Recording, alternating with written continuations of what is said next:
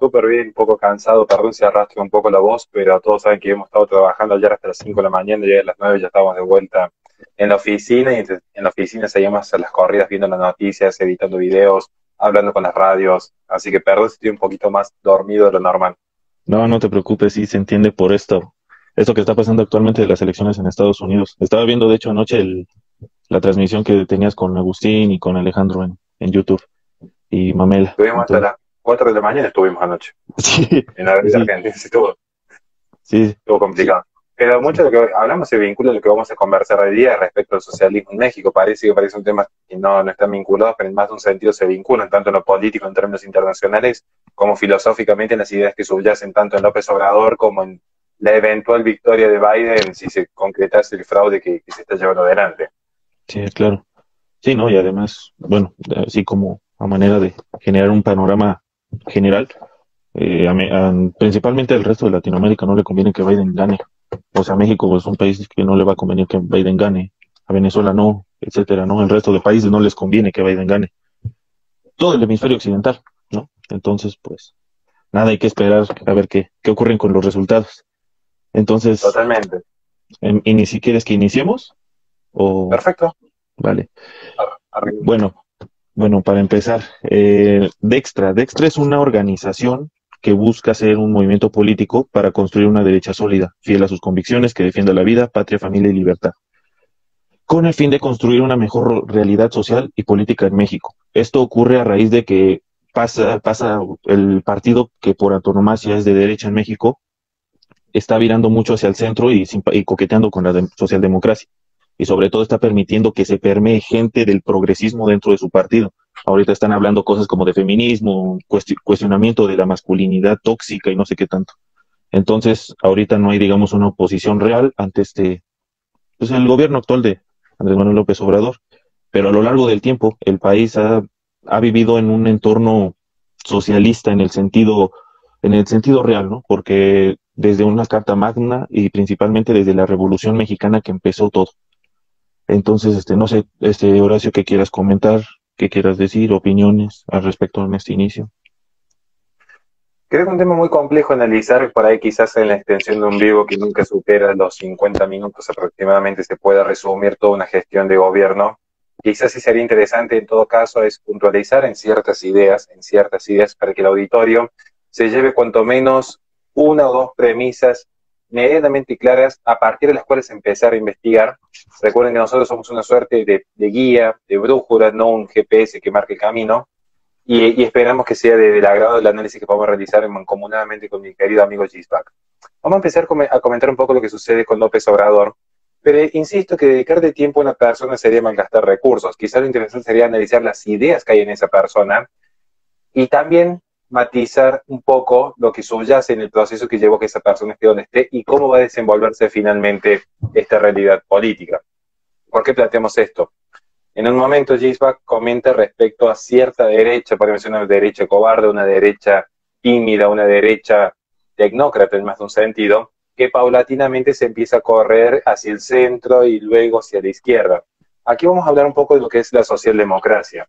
La socialdemocracia, y al menos esta es parte de mi ensayo, es parte de lo que intento dejar de entrever en algún sentido en algunos de los fragmentos de mi libro, es que la socialdemocracia viene a ser como la expresión política de la posmodernidad, en más de un sentido, en más de un sentido. ¿Por qué decimos esto? Porque bien se sabe que especialmente si uno toma a Lyotard, para el que quiere ir tomando nota puede ir escribiendo algunos apellidos, con Lyotard, que es donde se conceptualiza en qué es la posmodernidad para principiantes o posmodernidad para principiantes técnicamente hablando, que se han acabado o se han aniquilado, se han extinguido los metarrelatos. Metarrelatos que incluyen al comunismo, pero también que lo incluyen al liberalismo, que incluyen al propio iluminismo y claramente al cristianismo. Entonces queda una suerte de una masa líquida, tomando ya conceptos de tiempos líquidos de Sigmund Bauman, libro que recomiendo claramente. Queda una idea líquida dando vueltas, que no se sabe bien a dónde pertenece y tampoco se sabe hacia dónde va a llegar. Luego hablaremos de este planteo de las utopías. En este sentido, la socialdemocracia viene a ser como esta expresión política, donde intenta amalgamar ciertas condiciones de propiedad privada, y tomen esto con una serie de una actitud bastante escéptica, pero yo me remito a las fuentes originales, digamos, intentan resguardar ciertos indicios de propiedad privada. De hecho, no es que se ven grandes expropiaciones en la Europa continental, o que se ve una nacionalización masiva en América del Norte, o que se ve un proceso constante en Chile, Argentina, Uruguay y Paraguay de toma de tierras por parte del gobierno, independientemente de lo que esté sucediendo ahora, digo. Entonces, la socialdemocracia intenta tener este resguardo con la propiedad privada, pero al mismo tiempo ya no parte de que la premisa fundante de la autoridad política es un Estado de derecho, sino que es en todo caso un Estado social de derecho. Pero la premisa fundante está justamente en este sentido de la justicia social. Una justicia social que va a intentar amalgamarse con distintos conceptos del progresismo, que es la que va a nutrir ideológicamente qué se entiende por justo y qué se entiende por injusto. De allí que paulatinamente se va a gestar en el albor de la socialdemocracia pequeñas ideas de una burguesía incipiente, una burguesía vacía, carente de identidad en búsqueda de esta rebeldía, este sentido de trascendencia perdido en la posmodernidad, que le permita afianzarse en ideas tales desde el ecologismo, como el feminismo, como el indigenismo. Todo en nombre de la justicia social, toda la búsqueda de esta liberación de una determinada casta oprimida. Siempre poniendo en juego esta idea de que la sociedad, ni siquiera la sociedad en términos de conservadurismo propio de Monburg, sino esta idea del conjunto social está por sobre el derecho y particularmente el derecho natural. Bien, esta sería como la primera aproximación. Esta socialdemocracia paulatinamente caería en lo que se podemos considerar las contradicciones culturales de Occidente, porque en efecto ha sucedido eso.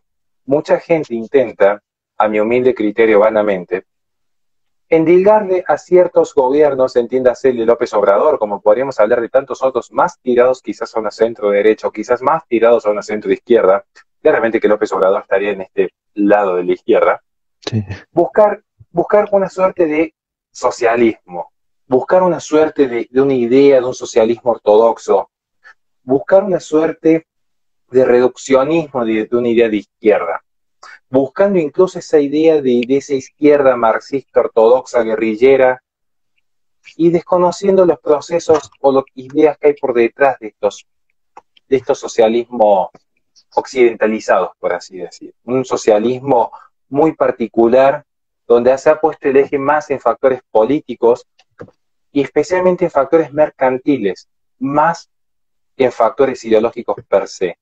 Y esto es fundamental de entender.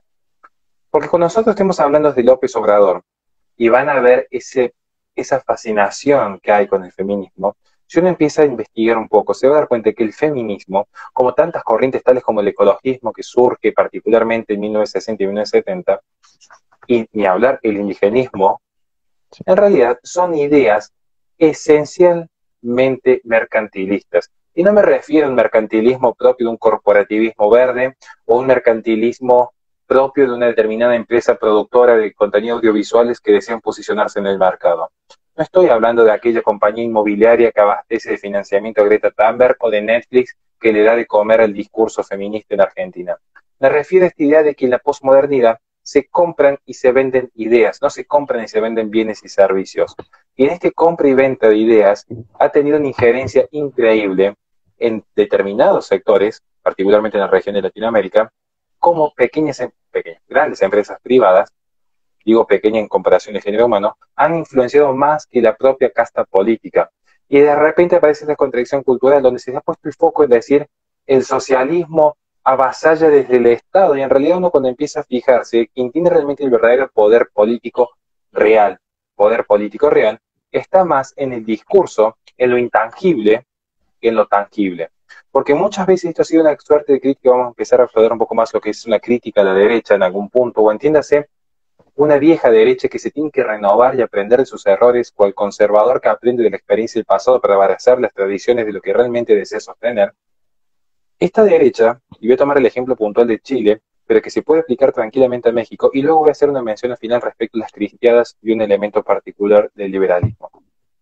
Esta derecha durante mucho tiempo creyó que, al mantener ciertos índices de libertades económicas pululando, implicaba poco y nada la importancia en torno a los campos culturales y mediáticos. Lo que sucedió fue que con la socialdemocracia, mientras la derecha se sentía conforme y feliz de ver cómo, y tomo el ejemplo puntual de Chile, se mantenía como potencia en la región, lo que sucedió es que una izquierda con un proyecto negativo, por eso no es una izquierda socialista ortodoxa que tenía un proyecto positivo, Esta izquierda con un proyecto negativo que era de destrucción por la destrucción misma, sin un norte al cual aflorar. Insisto que luego voy a explicar esto en profundidad en el momento de las preguntas a partir de Simón Bauman.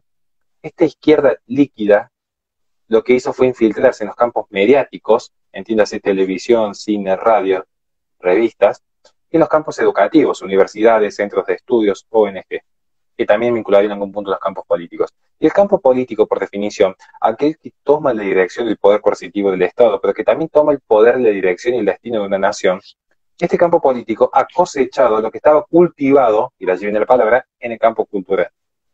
Lo que finalmente sucede es que luego, esa derecha que se sentía tan cómoda con estas ideas de la libertad por la libertad misma, y esta idea de la libre expresión y la libre contratación, finalmente demostraron que el propio germen que habían sembrado de la posmodernidad estaba fagocitando sus ideas modernistas. Por eso es que finalmente se terminan licuando todas las identidades. Por eso es que finalmente esta idea de este viejo capitalismo productivo del padre de familia que trabajaba de sol a sol y que llegaba a su hogar y tenía a sus hijos estudiando y su mujer encargándose de defender el hogar, lo que finalmente queda luego de las revoluciones de la posmodernidad, particularmente del quiebre del mitad del siglo XX en adelante, son individuos subsumidos a ser simplemente unidades de consumo y producción. Y esto va en consonancia con los datos que aportamos el día de ayer con Agustín Laje y Mamela. Cuando el individuo queda subsumido a ser una unidad de consumo y producción, él ni siquiera consume y produce bienes, consume y produce ideas. Ideas que no son gestadas por sí mismas, porque a diferencia de José Ingenieros y el hombre mediocre, es que el hombre mediocre, en tiempos pretéritos, se asumía parte de la masa. El hombre posmoderno se cree original. Creen en esa fascinación y esa benevolencia, la diosa razón que le ha permitido que cualquier sentimiento constituya una identidad, y desde la subjetividad creen que son originales en sí mismos, sin darse cuenta, tal como sucede al final de la película Her, que en realidad hay un desencanto cuando se dan cuenta que son parte de la misma maquinaria, todos viviendo de la misma forma, que es el proyecto del globalismo. En ese punto, y para ir cerrando esta primera introducción, nosotros cuando hablamos de socialismo, tenemos que entender, al igual que cuando hablamos de derecha, en qué posición histórica nos vamos a situar. Porque hay constantemente una regresión. Lo que en su momento pareció ser que el liberalismo, que estaban a la izquierda en la Revolución Francesa y se oponían al conservadurismo de la derecha, y parecía ser que los jacobinos iban a ser el reino imperante y iban a ser los que iban a destruir los legados de la civilización occidental, lo que sucede luego es que en algún punto estas ideas generadas en las comunas de París, que abastecen desde el pensamiento de Rousseau en esta abolición del Estado, el pensamiento de Marx, que en última instancia también plantea la abolición del Estado y de todo sistema de jerarquías y de instituciones intermedias heredadas culturalmente como la Iglesia, cuando se termina fagocitando y creándose esta suerte de populismos, luego estas ideas de liberal intentan ponerle un freno, en decir, disculpen, tenemos que rescatar la identidad individual. Pero ya era demasiado tarde. Y acá hay una profundización entonces de estas ideas. Porque muchas veces cuando se está hablando de un feminismo posmoderno, donde está más preocupado porque un hombre gana un concurso de belleza femenina que para ayudar a una mujer en una situación de embarazo vulnerable, o cuando estamos viendo que una persona se autopercibe animal y decide vivir como una bestia de tiro, o cuando estamos viendo que de repente surge esta angustia posmoderna porque los padres no han dedicado la suficiente atención de niño a una pequeña quinceañera, lo que hay detrás de todo esto es que constantemente se está revalidando de que el individuo se crea a sí mismo y el individuo se libera a sí mismo, que el individuo se basta a sí mismo, que son las tesis del liberalismo, que en gran medida son el individuo aislado y frenado de toda coerción estatal, de todo poder político, de toda amenaza externa. Lo real es que si uno elimina las instituciones intermedias, y uno lo va a notar en este punto con ciertas tendencias del progresismo, si uno elimina instituciones intermedias como la iglesia o la familia, lo que queda es la persona atomizada y desnuda frente al poder político. Y para mantener la vigencia de la fe y la familia se necesita un sentido de trascendencia que por antonomasia está enfrentado al progresismo. Por eso yo prefiero hablar muchas veces de progresismo, que tiene tres características principales antes que de socialismo, porque ha mutado de tal manera la política internacional y ha mutado de tal manera la cultura internacional, que si bien se entiende la idea de socialismo, fundamentalmente el enemigo de fondo para los valores occidentales es el progresismo. ¿Y por qué lo planteamos así? Porque las tesis que reniegan de las instituciones intermedias de la fe y la familia, las tesis que reducen al individuo a ser un ser eminentemente materialista, ya sea por una lucha de clases o por leyes de oferta y demanda, o las tesis que plantean la universalización homogeneizada del pensamiento, ya sea a través del globalismo, la expansión de ideas liberales o marxistas, en desmedro de las culturas locales y en contra del sistema de patria que tiene cada nación, finalmente veremos que en esencia hay una corriente del socialismo que termina siendo esta profundización del sistema liberal anglosajón, entiendes en ese sentido, Sí, que muchas veces ha amedrentado las bases de nuestra sociedad. sí. Sí, no, ahorita lo que estás mencionando, Horacio, de cómo han subvertido a partir de la cultura y además han tratado de ingresar ahí para afianzarse en el poder. Cuando mencionas esto de la Revolución Francesa, me viene a la memoria un gobierno antes de la Revolución Mexicana, jacobino, Benito Juárez. Benito Juárez era un liberal, liberal, liberal. Así, creo que un liberal en extremo, tengo entendido, porque él hizo las leyes de reforma, separó a la iglesia del Estado y encima le quitó muchos bienes a la iglesia.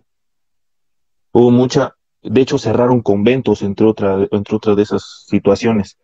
Otro de esos eventos fue con Plutarco Elías Calles y la Guerra de los Cristeros. O sea, esa fue una persecución sistemática en bueno, en la mayoría del centro de México. Y lo que buscaba, por ejemplo, Plutarco Elías Calles era que la persona quedara sin esa base, sin la religión, sin la concepción de su idea de Dios. Ajá. Y a raíz también de eso, él hizo reformas educativas para para que la gente empezara a recibir bajadas de línea. Por ejemplo, te voy a contar un ejemplo personal. Mis abuelos, específicamente el lado de mi papá, comentaban lo de los españoles, de que lo veían mal sentido. Por ejemplo, Porfirio Díaz, si bien no ha sido el mejor gobierno de México, ha sido el de los pocos más decentes en la historia del país, pero te lo satanizan a partir de ahí, de esa información, de esa bajada de línea que intentan hacerle a uno. Y por ejemplo, la Revolución Mexicana, o sea, fue un suceso, fue un paradigma en el país. A partir de ahí fue cuando empieza el Partido Nacional Revolucionario, Partido Revolucionario Mexicano y el PRI, que te evocan esa revolución como si fuese lo máximo. Y no, o sea, se perdieron la vida de más de 1,5 millones de personas en un trance de 7 años y 500,000 personas se murieron también entre hambrunas y se fugaron del país por la situación que había en México. Era prácticamente un estado fallido. 13, 13 presidentes distintos en ese tiempo, que desembocó en una constitución muy igualitarista en 1917 y que, bueno, muchos historiadores consagran que México se consolidó como un modelo de justicia social en 1938, otros en 1924, otros en 1920. Sin embargo, tratan de que, bueno, eso sí mencionan los historiadores que esa constitución de México es la primera constitución igualitarista en la historia del mundo, la de 1917. Ya después viene la constitución soviética. Y fue así como empezaron a tratar de igualar mediante la ley a la sociedad. Y ahí fue donde empieza todo este tipo de movimientos. Por ejemplo, el PRI se ha movido en el espectro político a varios lados. Ha estado desde el lado liberal, que por ejemplo lo podemos encontrar con Salinas de Gortari, fines de los 80s, inicios de los 90s. Coincide un poco con el gobierno de Carlos Saúl Menem en Argentina. Y, por ejemplo, hubo una ocasión que viraron hacia la tercera posición, que fue con Lázaro Cárdenas del Río. Fue de 1934 a 1940, tengo entendido. Él fue quien consolidó la expropiación petrolera. Y de hecho, entre los gobiernos nacionalistas está constituido, por ejemplo, está el fascismo, el nacionalsocialismo, el peronismo, bueno, sí se le cataloga dentro de los nacionalismos, el franquismo, es lo que he encontrado, el salazarismo, que es el de Portugal, y el cardenismo. Pero es un poco extraño que se le catalogue a Lázaro Cárdenas en ese sentido de tercera posición, porque él, por ejemplo, formó parte de estas logias masónicas. Entonces es muy extraño en ese sentido, ¿no? Ahora bien, a partir de ahí es cuando empieza el ideario del PRI, de modernidad y justicia social. Cuando empiezan todo esto y empieza como a ver todos así de esa forma, ¿no? Mediante la ley y justicia social, bueno, no sé a qué justicia social se refiere en ese caso ese gobierno, Pensé que me ibas a decir algo así, como escuché un ruido. Este, No, a medida de que ese gobierno se va asentando todavía más, van afianzándose, por ende al PRI se le denomina como un partido de Estado. Es un partido que busca las formas de permanecer en el poder mediante vía democrática. Se le llama, en México ese periodo se le ha llamado autoritarismo. ¿Por qué? Porque consideran, hay un politólogo que se menciona, Lorenzo Meyer, que menciona que es totalitarismo y democracia. Y el punto medio entre ambas se le denomina autoritarismo. Es lo que escuchen, igual y puedo equivocarme, igual y puedo equivocarme también en la interpretación. A partir de ahí ellos buscaban afianzarse y sin embargo uno de los errores del PRI fue no aprovechar, por ejemplo, la cercanía con Estados Unidos del país, de México, para que mínimo el país tuviera unas mejores condiciones para que la gente viviera. Sin embargo, ellos lo que hacían era enriquecer y que todo el dinero fuera hacia sus arcas. Igual me gustaría mencionar, ya entrando un poco en la historia, un suceso que marcó México, que fue el año 1968. Fue donde empieza como este auge de la subversión en América Latina, porque en los 70 es cuando se concentra la subversión en Sudamérica, incluso en los 60 también empieza esta subversión en el resto de la región, pero en 1968 se concentró porque llegaron gente de Cuba a influenciar a los estudiantes mexicanos universitarios de la Ciudad de México y empezaron a hacer marchas porque como se venían en ese año, se venían los Juegos Olímpicos. Ellos querían cancelarlo, querían justicia y, o sea, si bien era una época un poco represiva porque la milicia estaba en las calles y demás, mucha gente de ellos ocasionaban caos en las marchas. Ajá. ¿Y qué pasó? Todo se concentró en el 2 de octubre del 68, donde le llaman los estudiantes que fue una matanza, pero no, o sea, de alguna forma ellos también estaban transgrediendo la libertad del resto de la gente en la Ciudad de México. Entonces ahí fue, por ejemplo, es que en la región ocurren este tipo de mitos, o sea, bueno, no mitos, es parte de la historia, pero le secuestran la idea a los estudiantes vendiéndole que tú por ser estudiante debes de solidarizarte con esta idea, ¿no? Como es, por ejemplo, lo que ocurrió con, por ejemplo, con Chile, ya ven que hay casos por ejemplo, de que Pinochet subía a los subversivos a un helicóptero. Hay miles de historias que, por ejemplo, bueno, hay cientos de historias que se enfocan mucho en la Operación Cóndor y de una infiltración de la CIA en los distintos países. Entonces, no sé qué te parezca esto que te estoy platicando, algo que quieras comentar, alguna acotación. no tengo nada que agregar en términos históricos porque has hecho un repaso sucinto pero preciso a la vez, lo cual demuestra que realmente es un tema que manejas a la perfección y sería un acto de soberbia de mi parte querer intentar agregar algo más en términos históricos. Quizás sí podemos conversar sobre un punto que me llama soberanamente la atención, que es esta lógica que ya se venía gestando de los espacios de inteligencia en la KGB, que es mantener en el discurso una búsqueda por la homogenización. Yo creo que las fechas son claves. Yo creo que las fechas son claves para dar el siguiente fenómeno.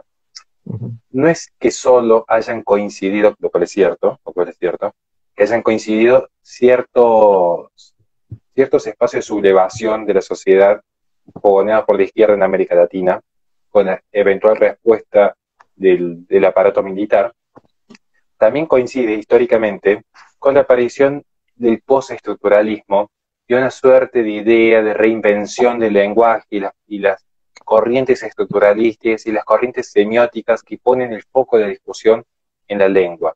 Es decir, ya se parte de que el efecto, lo que importa finalmente es quizás parte de la estrategia que se utilizó en algún punto en las guerrillas de Argelia, lo que importa es la forma en la que impacta el mensaje en el espectador, la forma en la que se transmite el mensaje en el espectador.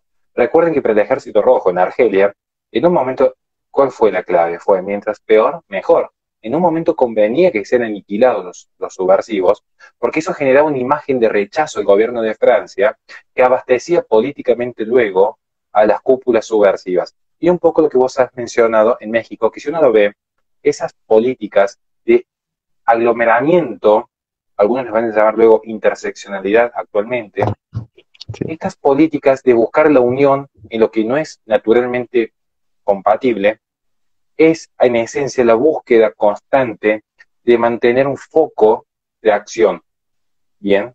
Porque el foco de acción va a ser siempre la sociedad occidental, o al menos va a ser la amenaza principal. Ahora luego veremos un ejemplo muy sencillo. uno va a notar cómo desde mujeres en situación de vulnerabilidad a los 15 años hasta hombres transvestidos, todos caen en la lógica de seamos solidarios entre nosotros en la unión de la causa del feminismo. Luego veremos lo mismo en el indigenismo, donde tenemos descendientes de europeos que de repente asumen la nacionalidad araucana en búsqueda de reivindicarse revolucionariamente en contra de la sociedad occidental. Tendremos también el ecologismo, donde estarán desde espacios ambientalistas que buscan su propia supervivencia hasta aquellos espacios que se sienten identificados con determinadas ramas animales. Así pues, vemos que esta búsqueda es constante. ¿Y saben por qué es constante? Porque si algo caracteriza a la izquierda, ya casi podemos hablar del socialismo ortodoxo, ¿por qué no? En un punto termina validando la premisa de apertura cuando hablamos de ciertas corrientes liberales. Cuando nosotros hemos hablado de estas ciertas corrientes liberales, y estas corrientes también de la izquierda tradicional que en un punto se encuentran ni siquiera aliadas, sino continuas, porque una es la continuación de la otra, vamos a notar un fenómeno muy particular, Se tienen que unir porque no tienen aprobación natural de la población. ¿Qué sucede? Y esto es propio de lo que plantea Roger Scruton. Lo que no se da naturalmente en la sociedad se debe imponer artificialmente. Es decir, ante la falta o la emergencia natural de un fenómeno, surge el artificio. Ante la falta natural de belleza, surge una cirugía estética que intenta solucionar ese problema. Así veremos que lo mismo que sucede entre 1910, en realidad es un proceso que empieza 2 años después, hasta 1926, que es cuando termina 1929, cuando termina de eclosionar por completo todo el fenómeno de la cristiada. ¿Quiénes son los que están por detrás de la cristiada? Y vamos a tomar el ejemplo puntual de México. Por detrás de la cristiada, el principal promotor fue un liberal, como le quieran endilgar el nombre, un liberal jacobino. Y este liberal jacobino necesitó aliarse con toda la militancia subversiva de una revolución bolchevique, porque no podían comprender, y aún hasta el día de hoy no lo pueden comprender, que a la cristiada no le resistieran los obispos y la cúpula del Vaticano. Que luego vamos a hablar un poquito de Gramsci cuando escribe sus cartas dirigidas exclusivamente a Roma. Lo que no pueden comprender, que la Iglesia, y particularmente la Iglesia católica, que fue la embestida por esta revolución, fue resistida por el campesino y el obrero, quien supuestamente y por definición del propio Marx tendrían que ser los principales adherentes a la izquierda. Y sin embargo, los sujetos que naturalmente se supone, insisto, se supone que deberían adherir a la izquierda, en ningún momento han adherido. De hecho, en la cristiana la resistencia no viene de las grandes cúpulas que ya estaban infiltradas, de hecho, porque ya había un proceso de infiltración propio del modernismo. Y para eso yo recomiendo que lean este libro, si quieren ver ese proceso de infiltración, que se llama 100 años de modernismo. La resistencia viene de la gente humilde, del proletariado, del campesino, del obrero, que no querían ver cómo, en nombre de la libertad, sucedía lo mismo que sucedió en la Revolución Francesa, que fue desde el aniquilamiento de las hermandades y las cofradías hasta la usurpación y luego confiscación de los monasterios, recordando que las ciudades históricamente se han construido, y bastaría visitar cualquier ciudad de Europa antigua, siempre en torno a las abadías, siempre en torno a las cofradías y siempre en torno a las hermandades. En ese punto, cuando nosotros decimos que había una alianza entre liberales y socialistas para aniquilar a la Iglesia, nos remitimos a hechos históricos concretos. Luego vendrá quien diga, no son liberales porque se atenta contra la vida, la libertad y la propiedad privada, no son liberales. Yo le diría, me parece genial que lo argumentes así, cada uno tendrá su libertad para expresarse. En un punto yo tengo cierto escepticismo porque me recuerdo cuando uno agarra a un militante de izquierda que, lejos de ser autocrítico, dice, porque Venezuela no es el verdadero socialismo. Entonces uno le está diciendo, estos autores se han definido a sí mismos como liberales, estos autores llevan esta idea de la liberación completa adelante, estos autores están a favor de un Estado laico, porque esta fue la excusa, el Estado laico y el Estado secular. Cuidado que después dicen, hay un laicismo bueno y un laicismo malo. Es como quien dice, hay un feminismo bueno y un feminismo malo. Tendremos que empezar a tener un mínimo de humildad y decir, quizás alguien necesitaba hacerse famoso y vender un par de libros hace un par de años atrás, entonces salieron a decir que, bueno, que el liberalismo esté medianamente potable y este no tanto. Quizás tenemos que tener un poco de humildad y decir, los autores también se pueden equivocar. Porque hace 100 años atrás no era como las redes ahora. 100 años atrás los pensadores vivían de la venta de libros, no vivían de tener un canal de YouTube o de poder retractarse porque la velocidad de información es vertiginosa. Es decir, no estoy apelando a la mala fe, siempre estoy diciendo, esta propia gente se asumió como liberal. Los jacobinos se asumieron como liberales en contra del despotismo, en contra de esta suerte de, digamos, de oligarquía política que estaba avasallando el pueblo, porque estas fueron las excusas por definición de la Revolución Francesa, que luego se ven en la cristiada. Y este es el gran conflicto que tiene la izquierda. La izquierda actualmente yo no lo veo con AMLO, vamos a pasarnos ahora hacia la actualidad de México, para que no nos quedemos en ese espacio temporal. Es la misma lógica. Como no puede cooptar adherentes en forma legítima y genuina que adhieren a sus ideas, cual tecnócrata en el mundo, lo que hace es empezar a coquetear con ciertos permisos legales, con espacios que van desde el feminismo, permitiendo que el feminismo destruya uno de los epicentros más importantes que tiene México, con todo el valor simbólico que hay por detrás, hasta coquetear luego con eventuales alianzas con Biden. Y no es un tema menor lo que está sucediendo en México, porque muchas veces se habló en contra de Donald Trump, y uno cuando empieza a ver quiénes fueron los gobiernos que más han deportado mexicanos, quiénes fueron los gobiernos que más han atacado a los mexicanos dentro de sus tierras, Donald Trump jamás en sus 4 años tuvo una intervención en el extranjero. Rompió con esa mística de los neoconservadores que tenían una fascinación por llevar sus ideas de más y mejor democracia al mundo. Entonces, claramente que si gana Biden, un gobierno socialista como el de López Obrador se ve fortalecido en sus alianzas internacionales, su gestión se ve fortalecida, pero no así su pueblo, porque lo que sucede finalmente,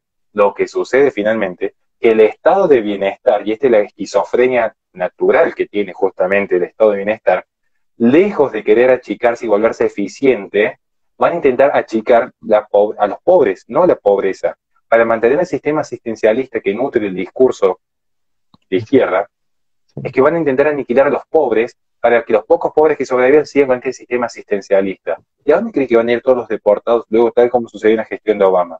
No van a volver a Cuba, van a pasar directamente a México, porque Canadá, liberal por definición, liberal político, kantiano por definición, son inclusivos con un determinado tipo de inmigración, por el terror a la propaganda negativa. Porque hablar de ciertas inmigraciones de Medio Oriente genera un punto en contra. Ahora, hablar en contra de los latinos todavía no está mal visto. Entonces aprovechan eso y ya sabemos a quiénes van a ir despachando luego. Por eso, cuidado, que a veces se dice, ¿cuál es la alternativa a la izquierda y a la derecha? Bueno, podemos discutir de cuál es la alternativa al socialismo, no al liberalismo. Cuidado, que ya las categorías políticas han mutado. Hoy se habla en torno a lo que es la tecnología, desde un transhumanismo sin límite alguno hasta el bioconservadurismo. Hoy se habla de o progresismo internacional o un patriotismo local fuerte. Sí. Acá está la disyuntiva. Porque López Obrador tiene relaciones carnales, y esto lo hemos hecho en investigación, y por eso tiene el abastecimiento de lo que se conoce actualmente como una dictadura judicial. Tiene relaciones carnales con empresas internacionales como la IPPF, que además de ser partícipes en el financiamiento de sus campañas, son los que están fogoneando la reducción y el control poblacional en ciertas zonas, lo cual permite llevar adelante su gestión asistencialista. Cuidado, que nada es gratis en este mundo, y algunos están pagando un precio altísimo. Sí, sí, ahorita que mencionabas igual de la Revolución Francesa, cómo se traslada esta idea de los jacobinos hasta, por ejemplo, en México, de que lo que fue en la Revolución Francesa el culto a la razón y al ser supremo, que se basó en ritos iconoclastas, y esto lo vemos un ejemplo en cómo marchan las feministas. O sea, las feministas van y pintan iglesias, por ejemplo, lo que pasó en Chile, que quemaron una iglesia, cuando hacen marchas en las feministas, por ejemplo, cuando hubo aquí en la Ciudad de México, pintaron monumentos a diestra y siniestra. Por ejemplo, igual he visto en las noticias cuando ocurre en Argentina, cómo llegan y pintan donde sea, avientan bombas, todo. Hacen perdón la palabra, iba a decirte una palabra fuerte, pero sí, o sea, se ve reflejado cómo eso es una expresión típica de la izquierda traída desde ahí, y cómo desde ese momento que surge, sí tengo, bueno, igual y me equivoco, corrígeme, creo que es cuando surge el iluminismo, la ilustración, sí, que a partir de ahí... El iluminismo ya hay un conflicto con la fe. Sí. O sea, porque dejan de lado a San Agustín, pero eso es explicar San Agustín y la idea del progreso agustiniano se vería motivo de 2 horas más de debate, más o menos.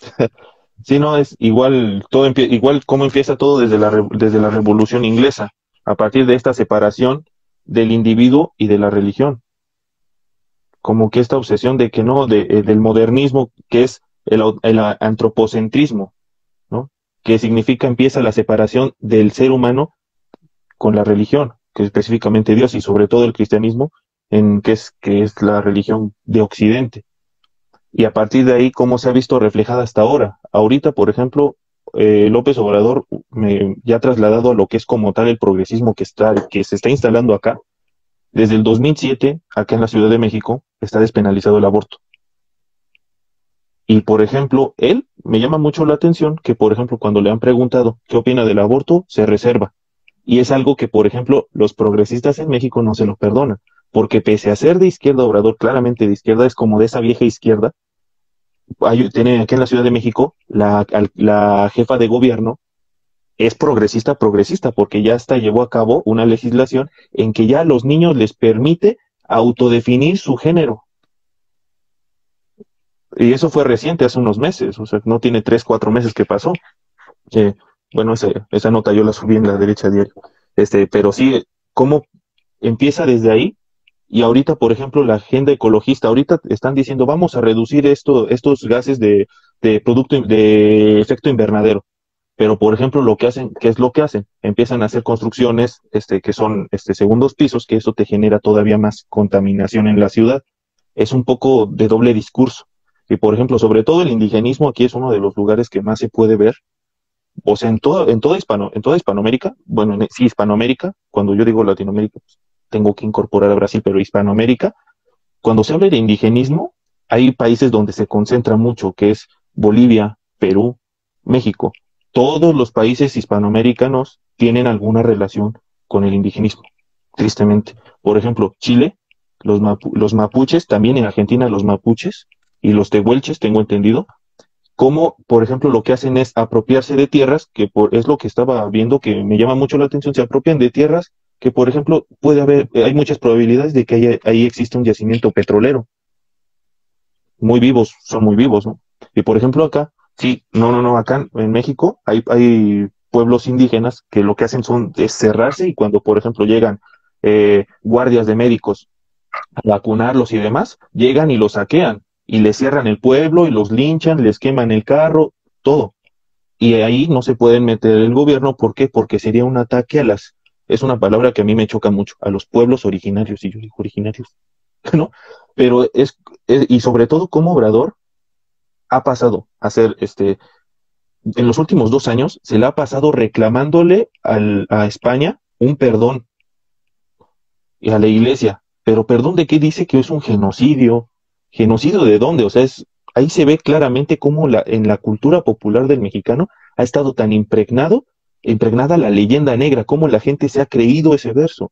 O sea, cuando es algo que a mí me llamó la atención, de cuando, por ejemplo, hablo con conocidos de otros países, me dicen, no, pero, o sea, por ejemplo, le agradecemos a España, por ejemplo, que nos hayan traído la religión, la educación, las universidades, o sea, muchas cosas que trajo bueno para acá. Pero acá lo que hacen es proliferar, proliferar y proliferar. Es algo que ha hecho tristemente Obrador y Obrador, entre otras cosas, y lo acabo de mencionar, Cao Begal, su ícono o se podría decir, su máximo personaje que idolatra es a Benito Juárez.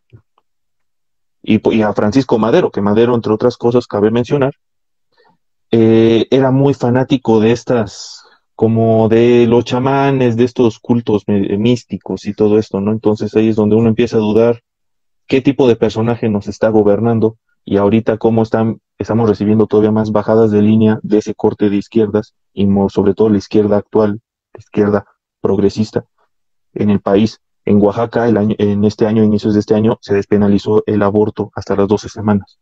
Y Oaxaca es una ciudad puramente donde viven, por ejemplo, muchos indígenas y ha sido foco de ataque de gobiernos de izquierda. Por ejemplo, así históricamente te voy a mencionar uno.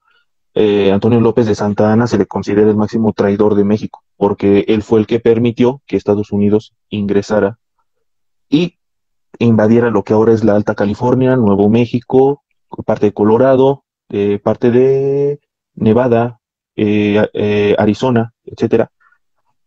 Y encima, como Oaxaca ha sido históricamente ese lugar donde hubo más mestizaje de los pueblos indígenas con los españoles, fue foco de ataque en esos años, hasta ahora.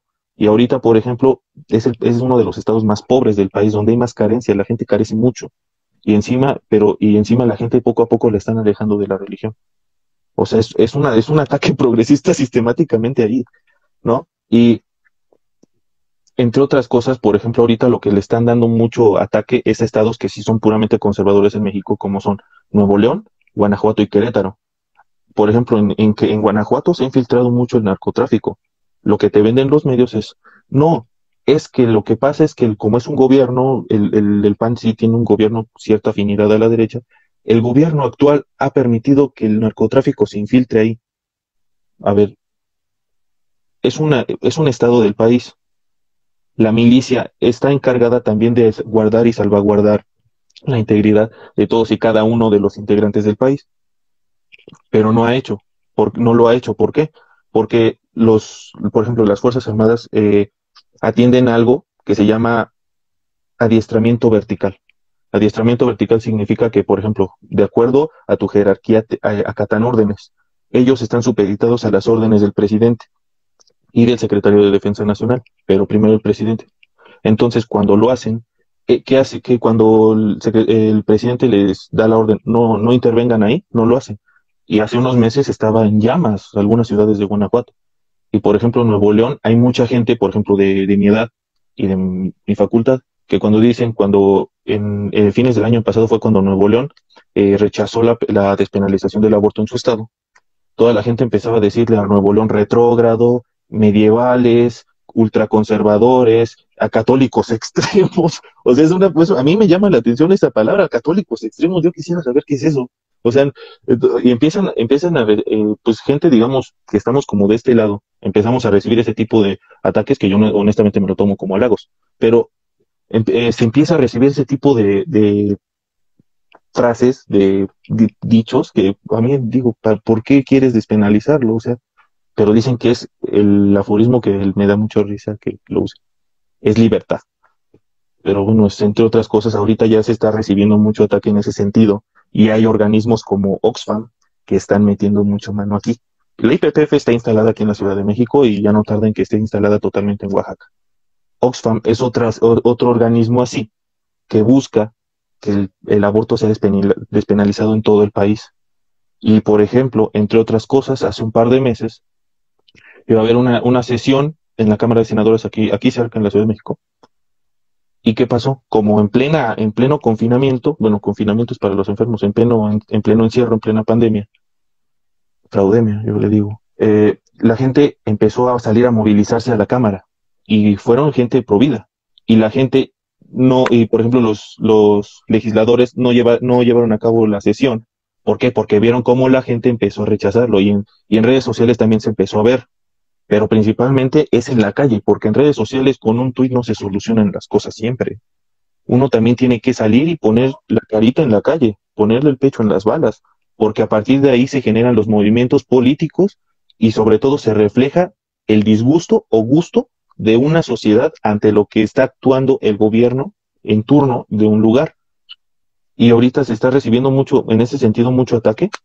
Eh, Respecto igual a lo del partido, cómo se ha girado mucho hacia el centro, que es un partido tibio, que es el PAN, Partido Acción Nacional, eh, gobernó durante 12 años. Gracias a ellos, el PRI terminó su gobierno, que era 70 años, que fue de 70 años. Durante 12 años gobernó en el PAN esa derecha tibia que mencionas, esa derecha que cree que solamente por leerte una planilla en Excel y decirte, como el PIB va para arriba, la gente está muy contenta, se quedó como de 1989 para atrás, cuando ya se estaba renovando las izquierdas y estaba entrando a través de la cultura, permeando a través de ese lugar. ¿Y qué pasó? A raíz de eso, el PAN perdió. Y el PAN era como este partido de centro derecha. Si bien Felipe Calderón, un personaje, podría decir que es uno de los presidentes más o menos respetables que ha tenido México, él fue quien inició este combate al narcotráfico. Algo que es cierto, finalizando el sexenio, estaba reduciéndose el número de muertos por el narcotráfico. Obviamente que tú al combatir el narcotráfico, pues va a haber muertos. ¿Por qué? Porque la gente se va a aferrar en eso y hay gente que romantiza esa idea de que Los narcotraficantes ayudan a mi pueblo, pero no se da cuenta que ese dinero está manchado de sangre. Hay muertos, hay, está dañando a la gente. O sea, por el simple hecho de, por ejemplo, lo que hacen es, de Colombia traen el producto que es la cocaína. Aquí, México lo que hace en Estados Unidos es distribuirla. Entran por diferentes frentes. Entran por Florida, por Texas, por California y muy rara vez por Arizona y Nuevo México. Y la distribuyen en todo Estados Unidos. Y ahí está su dinero. Ajá. Y ahí es donde empieza, pues, a hacerse ellos ricos. Fue un gobierno más o menos decente. Y ahora, respecto a Peña Nieto igual se comportó muy tibio en esos temas. No le gustaba tocarlo. No sé por qué. Yo creo que por miedo a que se salga a relucir un rechazo. Pero a su vez, como ganas un rechazo, ganas una aprobación. ¿Por qué? Porque no se dan cuenta que también la gente por dentro quiere que le respeten a su cultura, sus tradiciones, el basamento de toda sociedad, ¿no? Ahí me iba a tocar otro tema, pero se me olvidó que mencionaste de AMLO y Biden, es cierto. Ahorita hay un medio que me gustaría que me gustaría hacerlo saber a todos los que nos ven y a ti, Horacio. Hay un medio que se llama Latin Oz. Ese medio tiene un sesgo muy socialdemócrata progresista, porque ahorita lo que te están haciendo en ese medio de comunicación es, bueno, yo le llamo medio de desinformación a esa página, la tengo que seguir para saber qué dicen, es a Obrador te lo comparan con Trump y los quieren igualar. Yo quisiera saber cómo es que los quieren igualar. Y mucha gente, incluso representantes de ese mismo Partido de Acción Nacional, rechazan a Trump. No sé si sea por temor o por envidia de que realmente una gente que defiende bien los valores de su nación lo hagan y ellos no tengan los, perdón la palabra que voy a decir, los pantalones de hacerlo para defender sus valores. No lo hacen. Y en cambio ellos permiten eso, se comportan de manera muy laxa y empiezan a decir, tenemos que introducir la agenda de igualdad de género, tenemos que introducir los derechos de las mujeres, tenemos que incorporar agendas sustentables y, o sea, empiezan todo este tipo de cosas que uno dice, ¿en verdad son de derecha? Y es algo que no sé, me llama mucho la atención de la situación que está pasando en México. A mi forma de ver, se viene un gobierno progresista aquí en México. Progresista sí, porque ahorita, por ejemplo, hay un tipo que tiene mucha popularidad que se llama Marcelo Ebrard, que es el secretario de Relaciones Exteriores. Él básicamente fue jefe de gobierno en la Ciudad de México cuando se despenalizó el aborto. Y él le dice sí a todo lo que dice Obrador. Y está en Morena. Y es lo que considero que se aproxima acá. Y va a venir todo este tipo de agendas que ya conocemos. Y nos van a querer meter eso hasta con calza. Así es. Sobre eso, yo creo que estamos medio sobre la hora, ya nos quedan pocos minutos por lo que estoy viendo. Sí, igual me Eh, gustaría, antes de, perdón que te interrumpa, ya que va a acabar, me gustaría mencionar unas cosas de Horacio. Horacio es miembro de Fundación Libre, uno de los miembros fundadores. Eh, yo les recomiendo que le echen un ojito a un artículo que hizo para Fundación Libre, se llama Ecologista Subversivo Cultural. Es muy bueno, está por salir su libro de ecologismo. ¿Cómo se llama tu libro, Horacio? Me habías comentado no la hay vez que nombre definido el nombre. Vamos, sí, porque el tema del ecologismo estoy abocado al primer libro, esperando que Nahuel entregue la parte que corresponde ahí para mandarlo ya a imprimir. Está demorado por una cuestión de actividad política que él tiene. Y recién ahí voy a poder abocarme exclusivamente de lleno. Ignacio Boller ya se ha adelantado muchísimo en su parte y ahí yo estoy atrasado. O sea, se ha generado una marea bastante confusa en eso. sí, sí, no, Horacio es un muy buen analista en este sentido, de ciencia política, de lo que está pasando actual, del progresismo. Y bueno, yo la verdad te agradezco el espacio, el tiempo. Igual si me equivoqué en algo, házmelo saber en alguna que otra cosa, porque obviamente todos nos equivocamos. Eh, y pues nada, ¿no? Gracias por el tiempo, por el espacio, por tu participación. De verdad, hay que prestarte más atención a personas como tú, que están muy preparadas y saben mucho. No, no, en primer lugar te agradezco a vos